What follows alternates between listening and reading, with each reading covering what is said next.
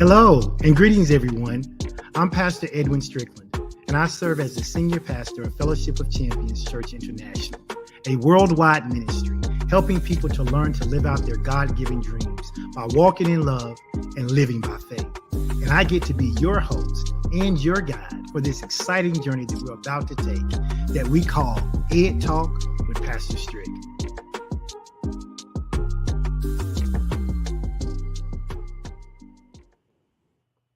Hello. Good afternoon, good evening, good morning, wherever you are watching this from, whenever you are watching this. I want to welcome you to another episode of Ed Talk with Pastor Strick. And I am your host, Pastor Strick. And here on Ed Talk, we come together each week so that we can blend together the realms of knowledge, instruction, faith with real world solutions. And I am excited that you are here. I appreciate those of you who are taking time off from your lunch break, or maybe you're watching this, listening to this podcast as you're driving home, or maybe as you're cooking dinner, or maybe even in the afternoon as you're settling down. Whenever you are watching, wherever you are watching, however you are joining, I want to thank you for being here. Now, you know what we do every time we go live. We ask you to do a couple of things. One of those is to help me out with what we call some social media outreach. I see that there are several of you who've already done that. For those of you who haven't, what I would need you to do is to make sure that you, number one, go ahead and hit that heart button or hit that blue thumbs up button. Make sure you like the broadcast. Make sure you like the podcast, so that way those who are watching on Facebook and YouTube, those analytics get recognized and they get to help me get this message out to anybody who may want to hear it. Hello to all of you. I see people who are doing the second thing, which I normally ask, which is to hashtag your city or state. So I see I've got some Texas. I got some Virginia. Let's see what else I got. I got a Mississippi. I got a Texas. And I got a Chicago, which is Illinois. So I appreciate those of you who are already letting me know where you are watching from. Also, you know, I like to know how you're interacting with the Ed Talk podcast. So let me know if you are watching on Facebook. Let me know if you are watching on YouTube. I see I got some Conway, Arkansas in the house, some Laurel, Mississippi in the house. Some Tallahassee, Florida. So you guys keep tagging, keep sharing, keep letting me know where you're watching from. North Little Rock's in the house. I see people on Facebook. I see people on YouTube. I appreciate you guys letting me know how you're interacting and what you are doing. As always, there are a multitude of ways in which you can stay connected to the Ed Talk with Pastor Strick podcast. I like to mention those each week just so you are aware. All you have to do is go to www.pastorstrick.com. And if you go to pastorstrick.com, that will take you directly to my YouTube channel. And if you go to that YouTube channel, you can hit subscribe. And I think we're almost, I believe, around 300 subscribers. So I appreciate that. My next goal, once I get to 300, will be to get that to 500. And it'd be easy to do because all I have to do is have each one of you to recommend this podcast to one friend.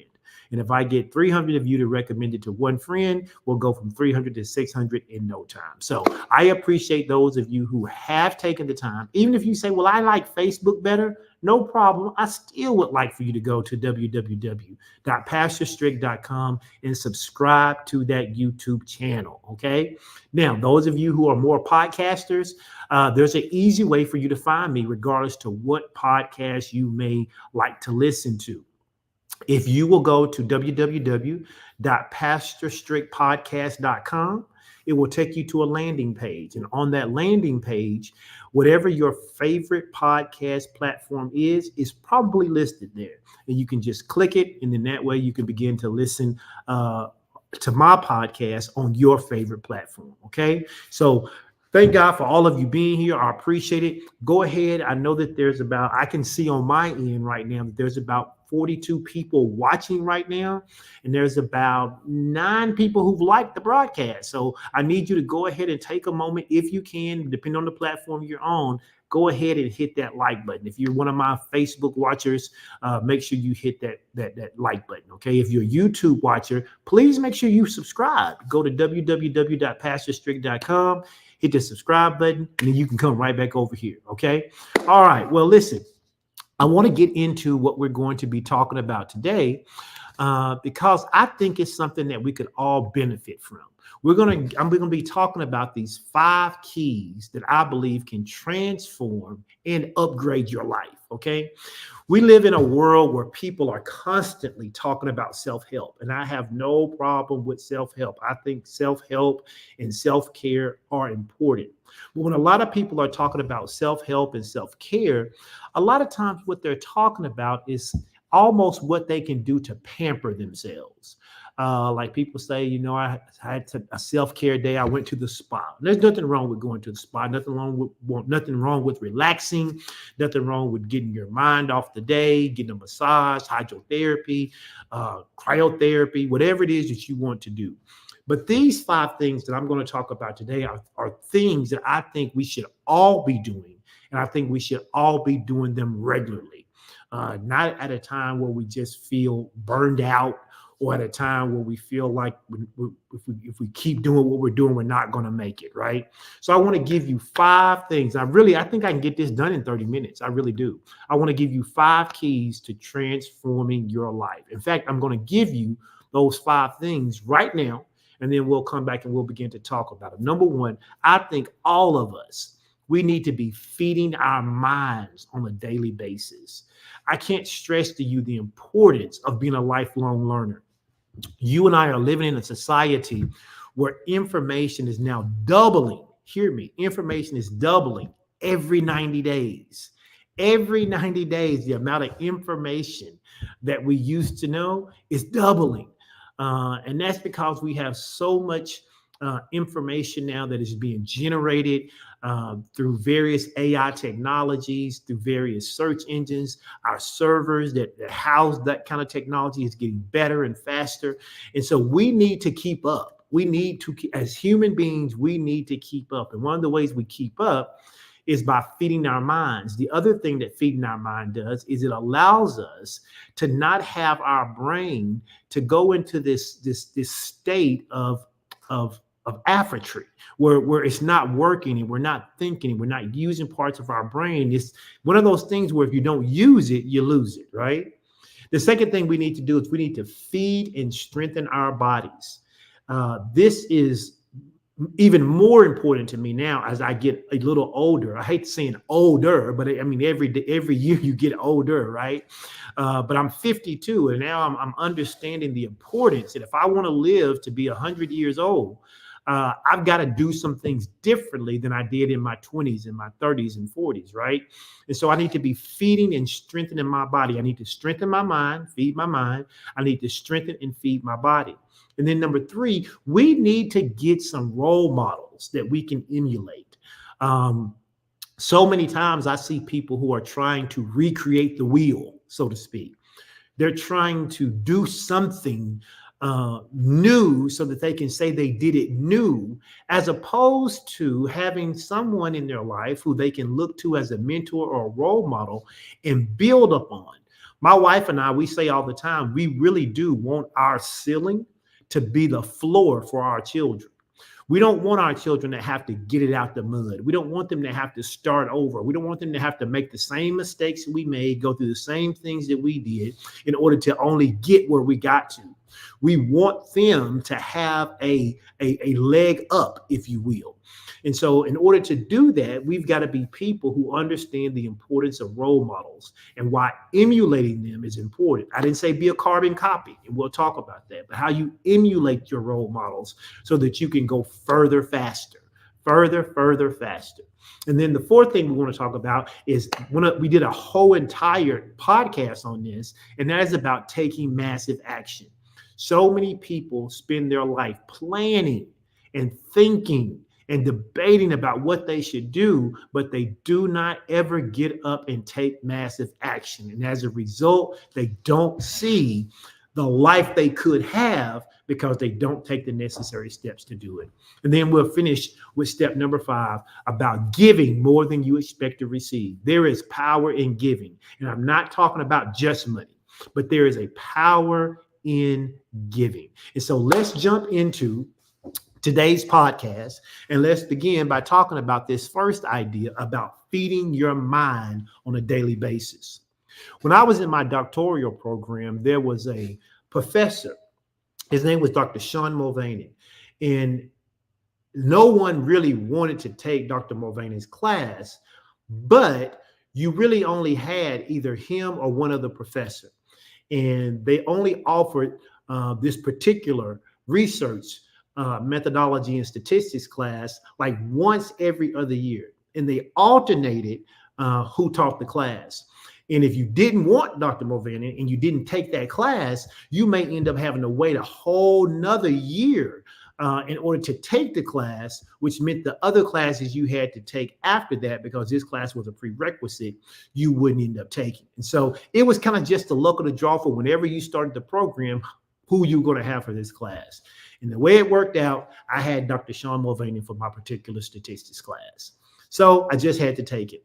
Well, one of the reasons that people didn't want him for their instructor wasn't because he was mean or rude or even difficult, but he believed in this philosophy about being able to run research statistics. He would say this. He would say, you cannot use the software program SPSS or the software program SAS in my class until you have demonstrated that you can actually do the mathematical work for the statistics problems that's going to actually be running on the software.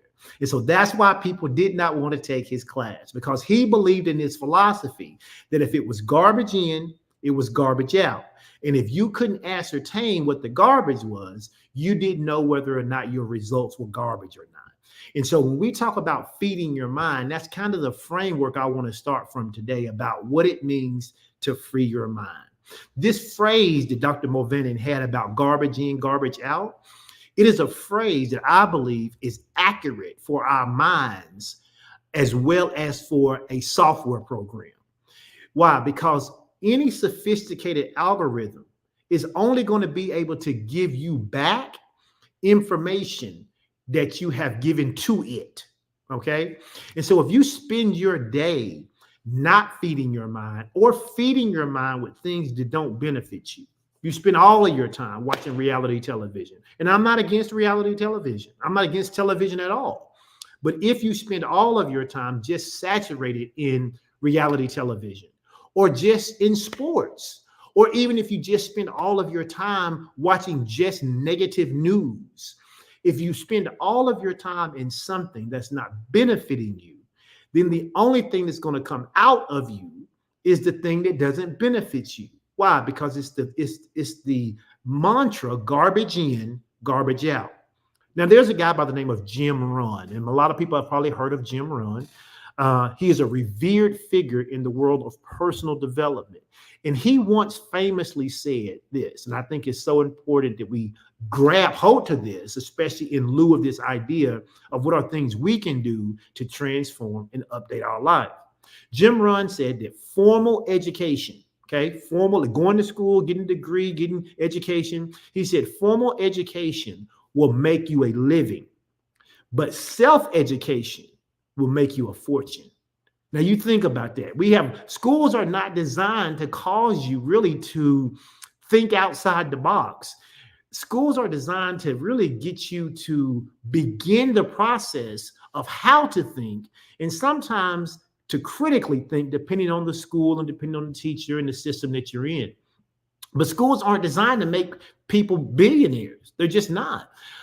If you're going to live beyond your current state of living, you're going to have to get new information. And as I told you before, I was reading just the other day, they said new information is doubling every 90 days. So if you're not feeding your mind about something in your particular field, if you're not feeding your mind about something that matters to your career, to your health, to your family, to your spirituality, then you are not giving yourself the good things you need in order for the good things to be produced out of you.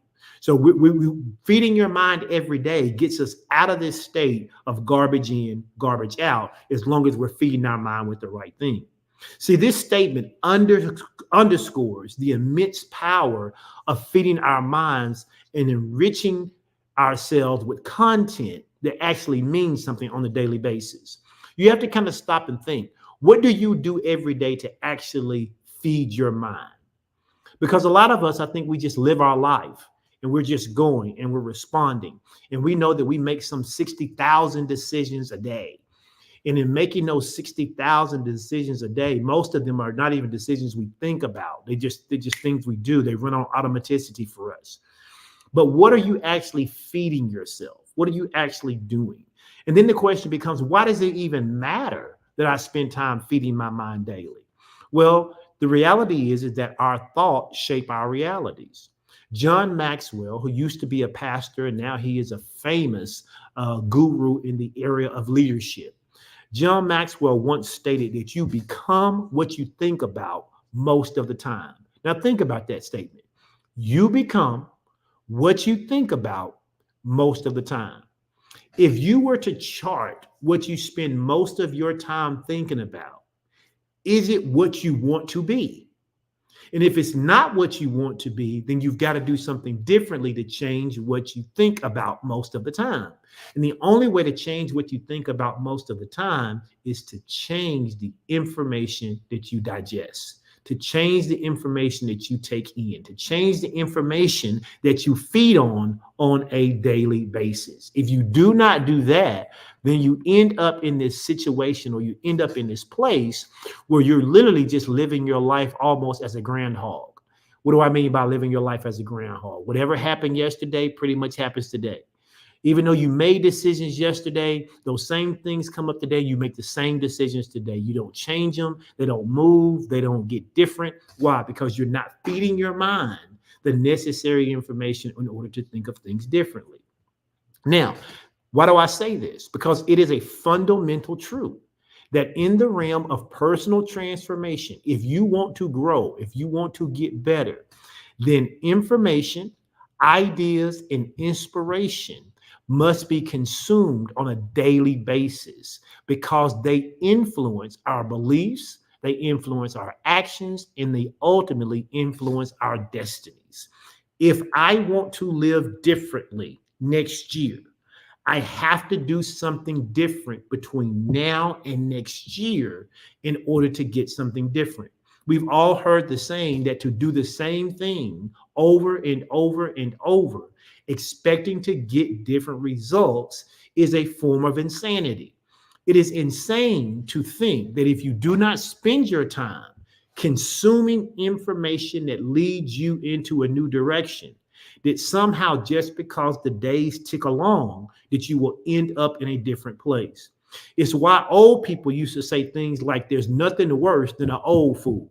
Why? Because the assumption was is you may be a fool in your teens, but you shouldn't be that same fool in a 30. And you shouldn't be that same fool in a 50-year-old body, or you shouldn't be that same fool in a 70-year-old body. That you ought to be feeding your mind on a daily basis and thinking about what can I do to get better. So what are some of the things you can do to feed your mind? I thought this was interesting. One of the things that you can do to feed your mind is to read voraciously. And what do I mean by that? I mean, you should be reading every single day. Now, I'll tell you, I am not a big book reader. Okay. My wife will tell you I'm not a big book reader. I don't sit around and pick up a 600-page novel and spend a day or two reading it. I don't do that. But I consume large amounts of information. In fact, I consume so much information, I actually subscribe personally to a website called SoundView. And I'm not telling you that you have to do that. I don't work for them. I don't get any bonus, but I use SoundView. What is SoundView? SoundView is this website that allows you through a subscription. They take the latest books that have come out in all different kind of areas: leadership, marketing, sports psychology, education, whatever the newest business books are. And they synthesize those books down to about 6 to 8 pages in a PDF. They give you all of the highlights. And I probably read on a daily basis 2 or 3 of those summaries every day. Now, why do I do that? Because maybe I'm thinking about leadership. Maybe I'm thinking about how I lead people. Maybe I'm thinking about character. Maybe I'm thinking about ethics. Maybe I'm thinking about finances and business. Whatever I'm thinking about that day, I go to that website. It allows you to search the subject area and the competency. And then I sit down and I spend an hour and I read through that PDF. I digest that information. Why? Because that information is feeding my mind. It is building upon what I already know and giving me new information so that when I encounter old problems, I don't respond in the same old way. In fact, Warren Buffett, one of the richest men in the world, and one of the most successful investors in the whole entire 20th century, says that he spends, now watch this, 80% of his day reading, not investing, but he spends 80% of his day reading. What is he reading? More than likely, he's reading about companies he's going to buy. He's reading about the market. He's reading about the news. He's reading about anything that is going to allow him to synthesize information in a consumable way so that he can make better decisions than he made yesterday.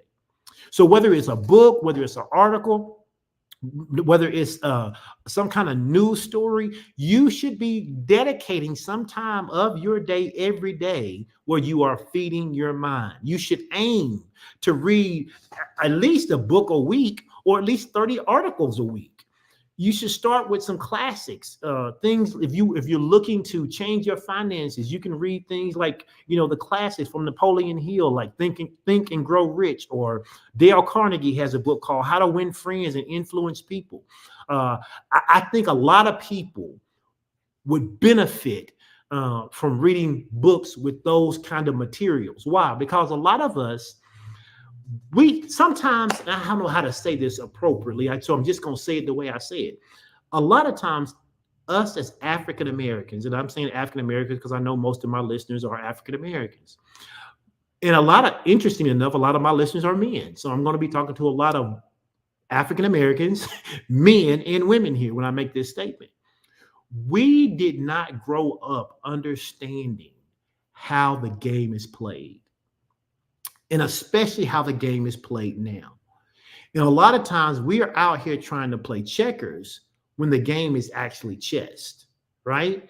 And so because we don't read a lot of information in books about how the game really is played, we're still trying to play checkers when the world is playing chess. And so one of the ways that you can benefit yourself, one of the ways you can help yourself live out your destiny, live out your dreams, have better habits, have better focus, have better belief systems, take massive action, is by actually reading material that tells you how to do it, right? One of the things you can do too, that sometimes we as African Americans are slow to do, is around this idea of leveraging technology. You can leverage technology. I was explaining to you why I use SoundView. I use SoundView because I'm not a person who sits down and read entire books. Okay. I don't sit down and read a 400 or 500 page book in a week. What I will do is I will consume multiple books through SoundView because it allows me to be able to either listen to the summary of the book or allows me to be able to read through the summary of the book. A lot of the information and things that I understand, sometimes people will say, well, how did you know that? Well, I read it. Well, where did you read it? Well, I read it in a book. I didn't read the entire book, but I read the summary of the book. I read the nuggets of it. And so you have to leverage technology. We live in an age now. There was a book someone suggested to me, and I was like, okay, I don't have time to read this, but I need to have this information before I have this particular conversation I'm about to have. So I leveraged technology. I went to ChatGPT and said, hey, based on this book, Give me the highlights and the most important points of this book. And ChatGPT did it. It gave me the highlights of that book. I read it, I digested it. The things I didn't understand, I went to Google, I asked it questions. Listen, you have to learn to leverage technology. Okay, you gotta be. It's so funny because a lot of times, what people will do. Have you ever? And I know you've had this happen. People will ask you a question when they could have Googled it. They will literally ask you a question, and you're like, Google it, or ask ChatGPT, or ask another AI platform. People aren't in the habit of feeding their minds, okay? And they need to get into the habit of feeding their minds. The other thing you can do is actually engage in intellectual discussions. You need to surround yourself with people who challenge you intellectually. If you're the smartest person in your group, you need to add more people to your group. You need people who are as smart as you or smarter than you, at least in particular areas. I love hanging out with our tribe because we can be as silly as we can be. But there are also times where we will engage in discussions on diverse topics. Why do we do that? Because it not only exposes each of us to different perspectives, but it also sharpens our critical thinking and communication skills. And you need to be sharpening your communication skills. Now, I know this isn't church, but I'm a pastor, and so I always have to interject something that the Word of God says because I think the Word of God is all encompassing on so many things. And so the Bible tells us in Proverbs 27:17, it says that iron sharpens iron, so one person sharpens another. I feed my mind by sharpening other people and being sharpened by them when we engage in intellectual discussions. Okay. So the first thing we got to do, if we want to transform our life, and if we want to upgrade our life, we need to get into the habit. And remember, we talked about developing habits and how we develop better habits. In our Build Better series, we talked about that. So how do I do this? How do I feed my mind on a daily basis? I start with something small. I have a goal. Maybe it's something small, a manageable goal. And then I commit in the terms of feeding my mind. I say, okay, you know what? I'm going to read at least 2 articles a day that I search out and I read that has something to do with what I want my life to be or the direction I want my life to go in. I'm not just going to read 2 articles about what's happening on Love and Hip Hop. Nothing wrong with knowing what's going on in Love and Hip Hop, but unless you're trying to be on Love and Hip Hop, that can't count towards your goal. Okay. So I'm going to commit to 20 pages a day, or I'm going to commit to 3 or 4 articles a day, or I'm going to listen to 10 or 15 minutes of some educational podcast each morning. Maybe I'm going to listen and go back and listen to the Build Better series that Pastor Strick did on the Ed Talk with Pastor Strick podcast. Okay. But no matter what you do, here's the key: consistency. Consistency is going to be your key. Over time, incrementally increasing your goals will happen as your appetite for knowledge grows. The more you feed your mind, the more you'll want to know. Okay. So then that's what you need to do. Let's jump to number 2.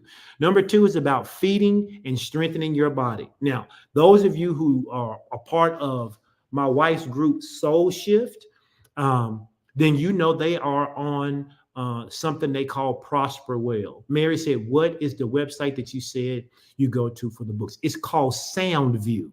SoundView, soundview.com.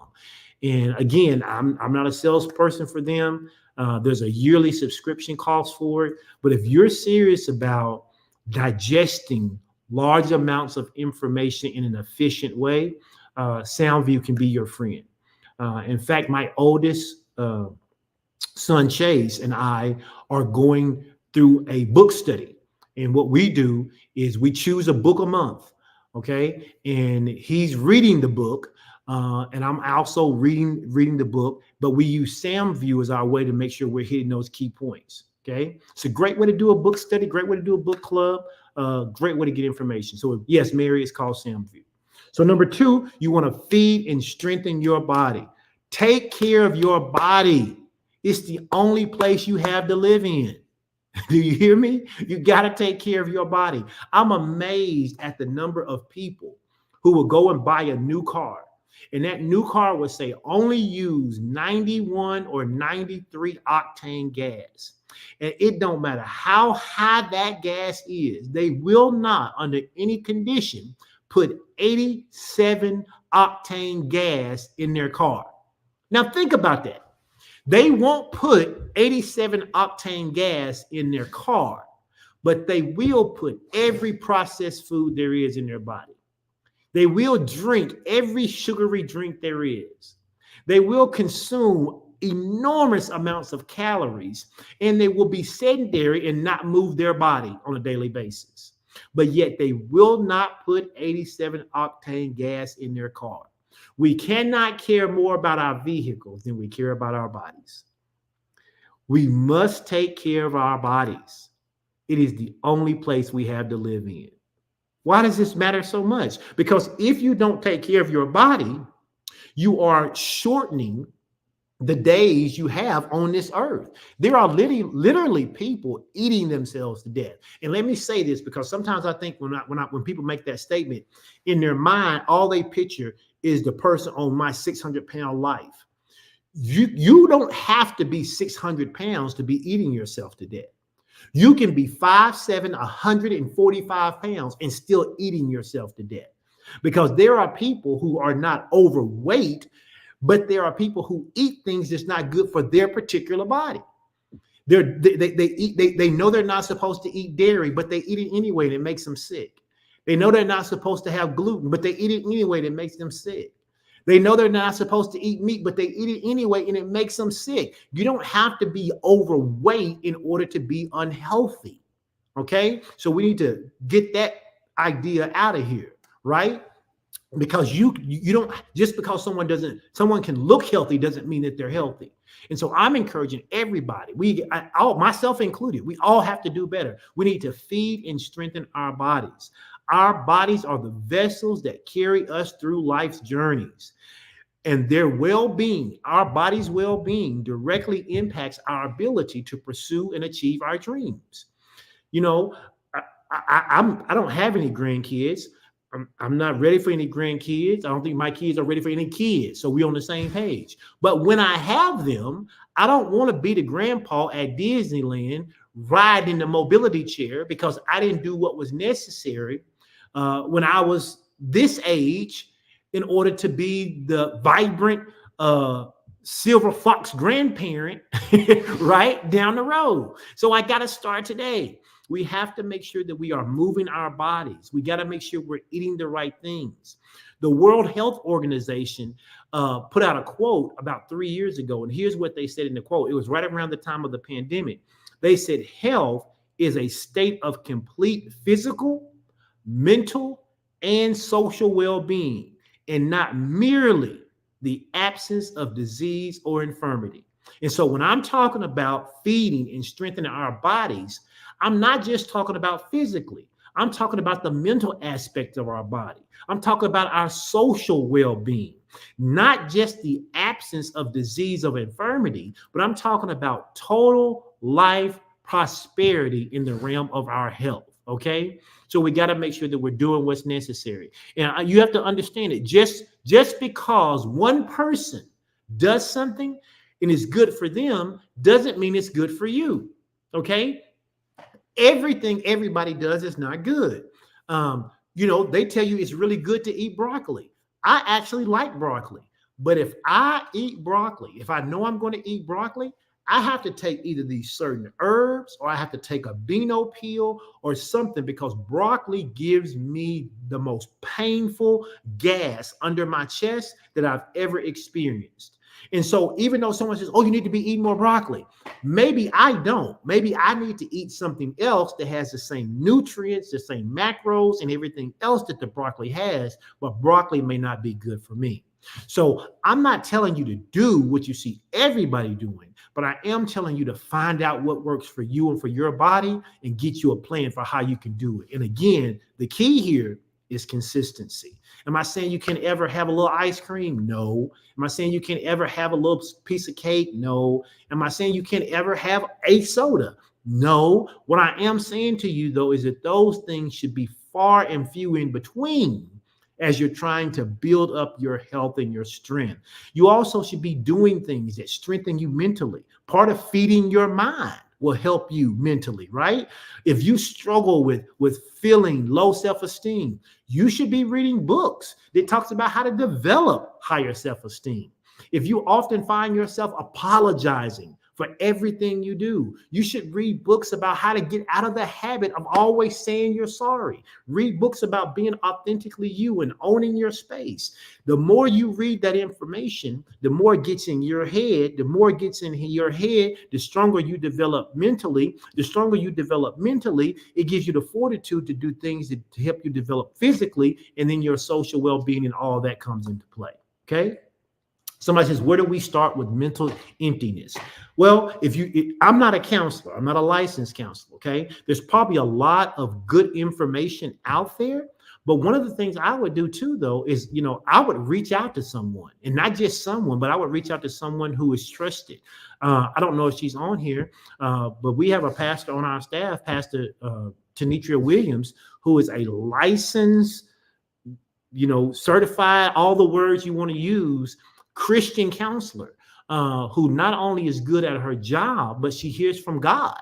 And so if you really are struggling in some area, I don't know what your insurance is and what her parameters are for taking new clients and things, but I'd reach out, I'd find out. But absolutely, I would start reading books about how to strengthen my self-esteem. We live in a society where so much of our self-esteem, and I say we live in a society. I'm a Gen Xer, right? As a Gen Xer, I didn't grow up with social media. We barely had VHS tapes, and you couldn't even, everybody didn't have a camcorder or a recorder because they were so expensive when they first came out. It wasn't like everybody has a phone now and can take pictures. So I didn't grow up like that.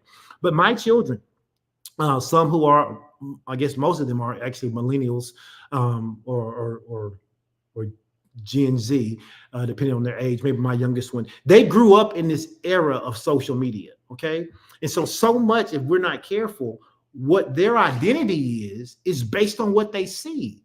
And we know that what we see on social media is not real. We know it's not real. People take a toilet seat up to a window and open it up and take a picture out and then put a status up talking about, I'm flying across the sea once again. No, you're not. We see all kind of crazy things that happen that just aren't real. And so we can't allow social media to become our reality. So if you're struggling with that, absolutely. I bet you there's some things on SoundView that would help you. There are ways in which we can strengthen our bodies. I've talked about nutrition, right? The Hippocratic oath that people take. The guy who is known as the father of medicine. He has this quote that says, let food be thy medicine and medicine be thy food. So many times we want to rely on medicine rather than relying on the food that we eat. It's crazy that you can go to a doctor, right? And the doctor will literally tell you, oh, you don't have to stop eating that, but you need to take this pill. Well, how about I stop eating that and don't take the pill? But it's Big Pharma's job to sell us all of this medication because it makes money. But we've known for millennia that certain foods will heal us. We know that the body is designed to heal itself, right? And I don't mean that you don't ever go to the doctor. I don't mean you don't take the doctor's advice, but I'm saying some of the infirmities that we have are self-inflicted. They're self-inflicted. They're food-inflicted, right? We eat so much stuff that's not even food. And I don't have time to get into all of that. But, most of I think they said 80 years ago, if you went to a grocery store, no, it was 50 years. 50 years ago, if you went to a grocery store, you go back in time 50 years, 80% of the stuff that's sold in grocery stores would not be sold today. They didn't exist. They're processed foods. You go to a grocery store, and unless you go to the perimeter of the grocery store, where they got your fresh fruits, your veggies, even now some of your cheeses and stuff are processed. And I used to say your meats, but now some of our meats are processed, right? Your milk, your dairy, all that stuff. Everything else in the middle of that store is processed. It's processed. It's over-processed. Everything in the middle of that grocery store is over-processed. In fact, most of it's not real food. And so we have to make sure that we're taking our nutrition seriously. We have to make sure we're taking our exercise seriously. And we have to make sure we spend time in rest and recovery. Okay, so you got to feed and strengthen your body. Now, how do you do that? Again, start small. Make incremental changes. Swap out some of your processed foods for some whole foods, at least for one meal a day. Introduce a 10-minute walk into your day. I know a lot of times people think that exercise has to be this grueling thing where you're sweating and you're aching and you're hurting. But I'm telling you, people ask me how I got from 267 pounds to 179, and I'm telling you, I did it by walking. Now, walking wasn't the only thing I did, but I did not get it because I was out there running marathons. I didn't get it because I was in the gym lifting hundreds of pounds, 2 and 3 hours a day. I changed what I ate, I changed when I ate, and I moved my body. And if you move your body, if you will change what you're currently eating, and if you will change how often you are eating, then I am telling you, you will see a difference. Most people don't think that they eat a lot. But if you ever track everything you put in your mouth over the course of a day, I am telling you, you would be shocked. You will be shocked at how much you eat and how many calories you take in a day. And the truth of the matter is, our bodies have gotten used to it because a lot of the things we eat, they're not nutritional foods, and all they're designed to do is to make our brains think we're hungry. Now, why would they do that? Why would a company, think about it, why would a company sell me something that after I eat it, 90 minutes later, I think I'm hungry again? Why would a company do that? Maybe because they can sell me more stuff, right? And so we have to understand that, those companies aren't looking out for our best benefit. And so if they're not, then we have to look out for our own. All right. All right. Let's talk about number 3. You got to find a good role model. Tony Robbins, who is someone who I've followed to some degree since the time I was about 12 or 13 years old, he makes this statement, and it's really a statement from the Bible, but he says it like this. He says, success leaves clues. Success leaves clues. This statement underscores the importance of learning from those who've achieved what we aspire to achieve. Did you hear me? When you have a role model and you understand the concept that success leaves clues, you understand that this is talking about the importance of learning from those who have achieved what we desire to achieve. Role models serve as beacons of possibility for us. They demonstrate that the goals that we set for ourselves are not only attainable, but there is a systematic process in which they can be obtained. And they can indeed be reached by someone who looks like me. That's what having a role model does for you. Now, having a role model doesn't mean that you have to be a carbon copy. Understand this. Humans are inherently social creatures. We are. And we learn a lot of times by observation and by emulation. Role models provide us a tangible example of success, offering insight into the mindset, into the habits, and into the strategies that led to high achievement. If you want to know how someone got good at something, the best thing you can do is, number one, begin to see how they move. What are their actions? What are they doing? But that doesn't always tell you the full story. And that's the reason why having a role model or having a mentor is good, because they can give you the nuances to how they moved. They can give you the nuances to why they thought the way they thought. They can give you the nuances of the strategy development that they employed in order to get to where they are. So the question often becomes then, how do I find a role model? Because here's what role models do. They inspire us. So who inspires you? Role models push us. Who in your life is pushing you to greatness? And then role models elevate our standard.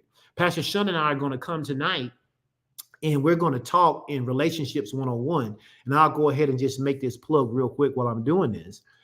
Our Relationships 101 class is going to be tonight at 7 p.m.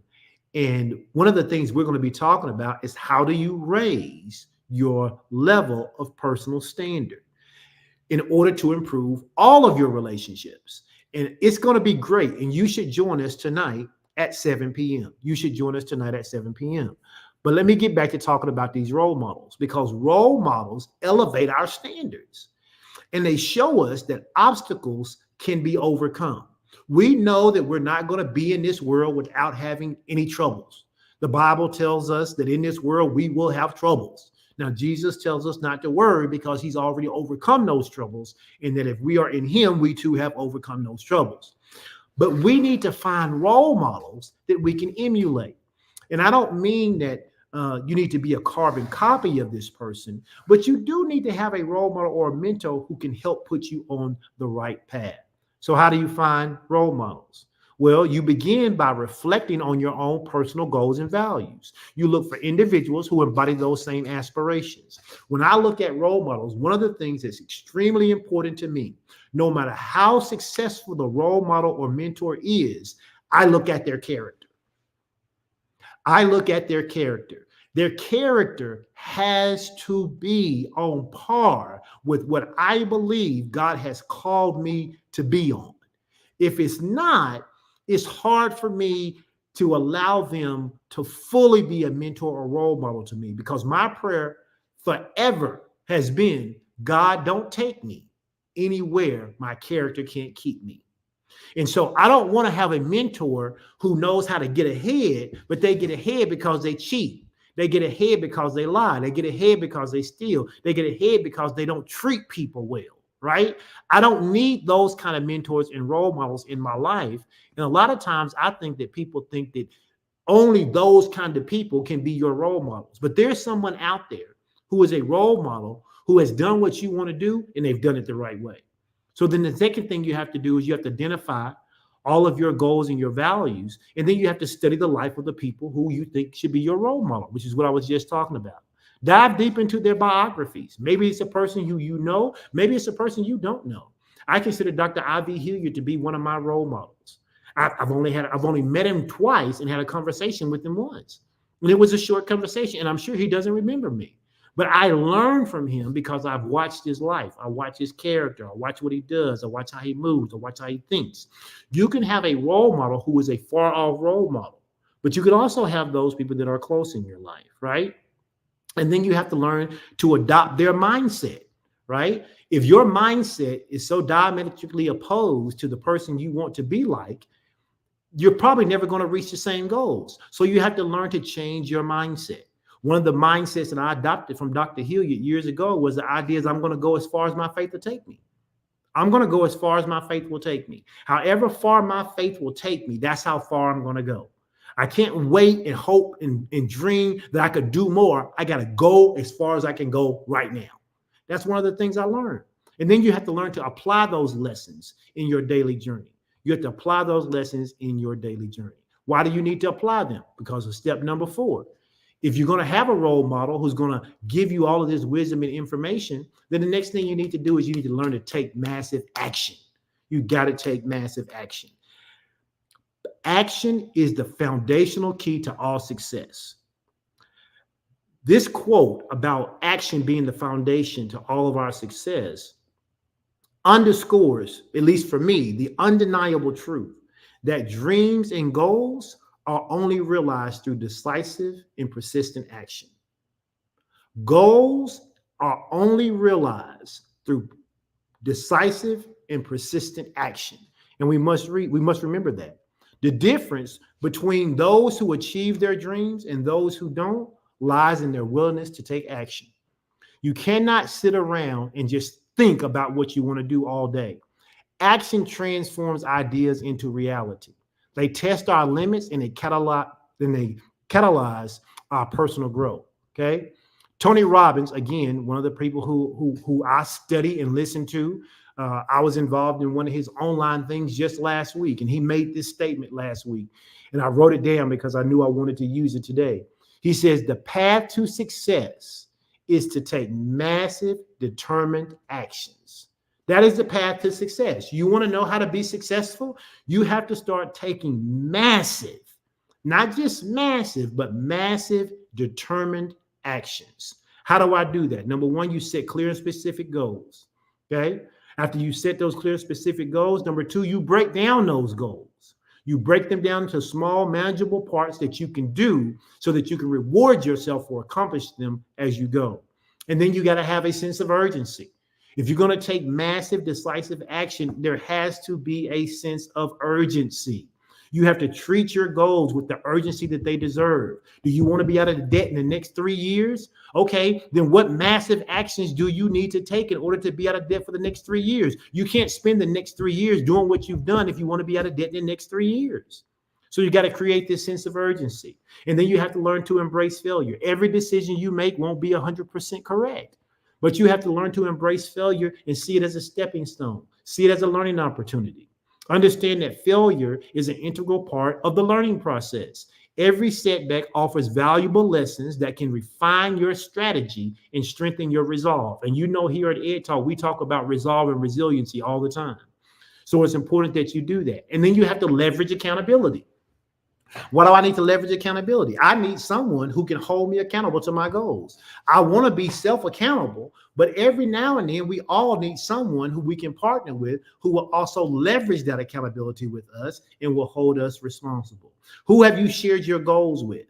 You know, when I was going through my whole thing that I was trying to reach a particular goal weight by a particular day, I was sharing that with a couple of people. They would check in and say, "Hey, where are you this week? How are you doing?" If I didn't have a good day and I messed around and ate something I shouldn't have, I let them know, "Hey, listen, today was an off day. I blew it today. I got to get back on track." Why did I tell them that? Because I knew they would tell me to get back on track. So you have to leverage accountability. And then, of course, you have to adopt a growth mindset. If you have a fixed mindset, you'll never change. You have to have a growth mindset. And then lastly, number 5, the fifth thing you need to do if you are going to transform and upgrade your life is you got to be a giver. You got to learn to give more than you expect to receive. There's a quote that says, "The secret to living is learning to give." The secret to living is learning to give. This profound statement captures the essence of true fulfillment and success. The principle of giving more than you expect to receive is not just a noble act, but it's a powerful catalyst for personal and professional growth. Giving fosters a sense of community. It strengthens relationships and it builds trust. It contributes to our sense of purpose and our well-being. We've talked before about this thing called the giver's high. When you give, when you help someone, endorphins are released on the inside of you, and it causes you to be a person, right? It causes you to be a person who feels better, who's motivated to do more. Winston Churchill once said this. He says, "We make a living by what we get, but we make a life by what we give." We make a living by what we get, but we make a life by what we give. So what should I be giving? You should be giving of your time. You should be giving of your time. Time is one of the most precious commodities that we have. Find some place to volunteer. Find some place to help. Find somebody to help, right? Offer your time and then share your knowledge. If you're gaining knowledge because you're feeding yourself every day, be willing to share that knowledge and wisdom with someone when they need it. And then learn to express gratitude. Listen, I am not where I want to be in life, but I thank God for where I am today. I thank God for where I am, but I know that he has more for me. I know that there's greater for me. And so I'm expressing gratitude at the same time. I'm still striving, still taking massive, determined action to get to where I need to be. The other thing I think people need to do more of in this entire world is practice more random acts of kindness. It costs you nothing to be kind. It costs you nothing. What do I mean to be kind? Maybe you're driving down the street and you know there's a long line behind you and there's just one car waiting to get out to go in the same direction you're going. Just stop. Let them out. It takes 2 seconds. Let them out. You may make their day and it makes you feel good and you've done something good. So find random small ways to be kind to people. I was at Walmart the other day and an older lady was pushing a buggy back inside. And I said, "Hey, I'll take it for you." And she was like, "Oh, thank you so much." I could tell the relief on her face that she didn't have to walk all the way back in and then back to her car. It's just something small. It costs me nothing. Being kind costs you nothing. And then lastly, spend your time donating to the things that you believe in. Okay. If you go to church, make sure that you're working in that church. Don't just go to church and just take, and never give back. If you're a person who can serve on the prayer team, volunteer. If you can be a greeter, volunteer. If you can work with kids, volunteer. If you can sweep, volunteer. If you can serve in the hospitality room, volunteer. Don't just be a taker. If you want to transform and upgrade your life, you have to learn to give more than you expect to receive. And when you begin to do that, you'll start seeing that the more you give, the more it's really coming back to you. And so you got to make sure that you're taking the time to do that. Giving more than you expect to receive is a powerful principle. It's a principle that will transform not only your life, but those all around you. This principle embodies the truth of fulfillment, and it comes not from what we acquire, but from what we contribute to the world. And so today, I hope that one of these 5 things is something that you can actually put your hands on and say, you know what? I'm going to implement this in my life today. I'm going to start to feed my mind more than what I'm doing. I'm going to be purposeful about feeding my mind. I'm going to feed and strengthen my body. Those of you that are in Prosper Well, what I want to encourage you is that if you're in Prosper Well, don't stop when Prosper Well is over. Keep prospering. It's funny because people will say to me sometimes, I say, you know, when we were fasting, or when we were doing X, Y, and Z, and when we were on this challenge or that challenge, I felt so much better. My knees didn't hurt. My back didn't hurt. I didn't have headaches. And I say, well, what happened? They said, well, we stopped doing it. Well, why did you stop doing it? If not eating something was good for you on a particular challenge, just because the challenge is over, don't mean you stop. You keep doing what's good for you. Keep feeding and strengthening your body. Seek out those role models that you need to seek out. Whether that's a historical figure, whether that's somebody who you know, but you don't necessarily can put your hands on, or whether it's somebody you can put your hands on. You can learn from them. Pastor Sean and I don't get a chance to talk to our spiritual parents every single day, but we can learn from them every single day. We can watch their actions. We can listen to their teachings. We can hear their guidance, and you can do the same thing. And then number 4, learn to take massive action. Don't be in a state of paralysis because of your analysis. Once you have heard from God, my wife and I say this all the time, confer no longer with flesh and blood. Take massive, determined action. Well, what if I miss it? Then you'll learn something from it. And now you'll be able to implement it the next time, and the next time you won't miss it. But don't let analysis paralyze you, okay? And then lastly, make sure you're a giver. Give more than you expect to receive, and watch how God, and I say God, not the universe, watch how God will give back to you. Okay. All right. Listen, I appreciate those of you who have tuned in. I want to encourage you one more time to join Pastor Sean and I tonight at 7 p.m. We will be hosting the April edition of Relationships 101. Class begins promptly at 7 p.m. Central Standard Time. You can view us on Facebook or YouTube.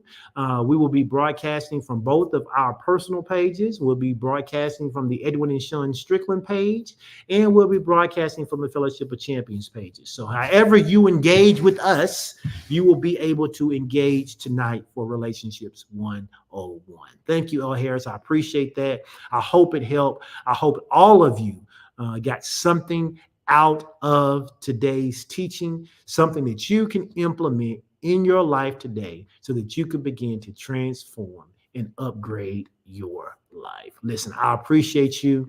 I'll see you guys later, and I hope all of you have an amazing, amazing Tuesday.